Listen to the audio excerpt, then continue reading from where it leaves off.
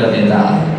تو حضرت عبدالرحمن بن عوف رضی اللہ تعالیٰ عنہ اب فرماتے ہیں جب سالمندی ہو رہی تھی تو میں نے دیکھا میرے دائیں طرف بھی چھوٹا سا بچہ تھا، بائیں طرف بھی چھوٹا سا بچہ۔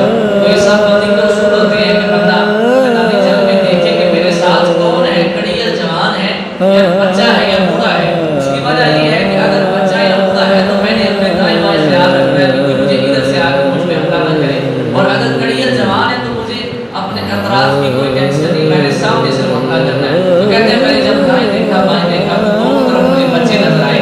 کہتے ہیں میرے دل میں خیال تو آیا کاش میرے دونوں اطراف کڑی یا جوان ہوتے تو مجھے اطراف کی ٹینشن نہ ہوتی، میں آگے زیادہ فوکس کرتا، میں آگے زیادہ دھیان کرتا کہ میں نے آگے توجہ کرنی، آگے لڑنا ہے۔ لیکن کہتے ہیں ابھی جنگ شروع ہوئی تھی وہ دونوں بچے مجھے کہتے ہیں آپ ابو جہل کو جانتے ہیں؟ تو کہتے ہیں میں نے مسکرا کے کہا بچوں تمہیں ابو جہل سے کیا کام ہے؟ تو وہ بچے کہتے ہیں کہ چچا جی ہم نے سنا ہے وہ ہمارے نبی پاک علیہ السلام کو گالیاں دیتا ہے، آج ہم یہ ارادہ لے کے میدان جنگ میں آئے ہیں یا ابو جہل زندہ رہے گا یا ہم زندہ رہیں گے، یا اسے مرنا ہوگا یا ہمیں مرنا ہوگا، ایک نہ ایک کو مرنا ہوگا۔ ایک کا نام معاذ تھا، دوسرے کا نام معوذ تھا۔ تو یہ دونوں اطراف میں کھڑے تھے، دونوں بھائی تھے حضرت عبدالرحمن بن عوف کے، ایک دائیں تھا ایک بائیں تھا۔ جب آپ نے ان کا سوال دیکھا تو آپ نے بتا دیا وہ جو سواری کے اوپر کھڑا ہے وہ ابو جہل ہے۔ اب کہتے ہیں میں نے ابھی اتنا کہا تھا مجھے نظر ہی نہ آئے، کب گئے اور کب اس کے سر پہ پہنچ گئے۔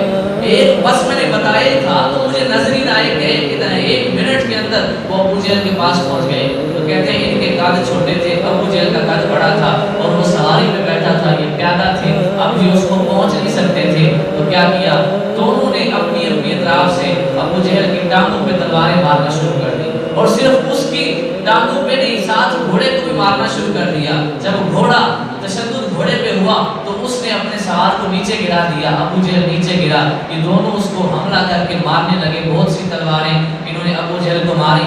اتنے میں ابو جہل کا بیٹا اکرمہ جس نے بہت بعد آ کے اسلام قبول کر لیا تھا اور شرف صحابیت حاصل کر لیا تھا لیکن اس وقت مسلمان نہیں، انہوں نے حضرت اکرمہ نے جب دیکھا کہ میرے باپ پہ حملہ ہو رہا ہے تو یہ بڑے حضرت معاذ کی طرف تلوار ماری، یہ بچ گئے، پھر دوسرے کی طرف تلوار ماری، ان کے کندھے پہ تلوار لگی۔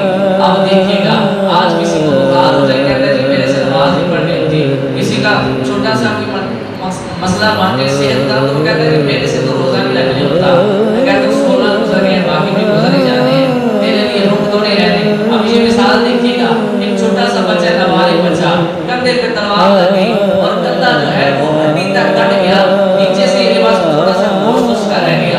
اب یہ گوشت اسے لڑائی میں تکلیف دے رہا تھا، وہ تکلیف اسے جب تلوار ایسے چونکہ جسم ہلے تو جسم سارا ہلتا ہے، ایک بازو ملائے تو دوسرا بھی ہلتا ہے، وہ اس طرح تلوار مارتا تو یہ دوسرا لڑکا تو بازو اس طرح ساتھ ہلتا۔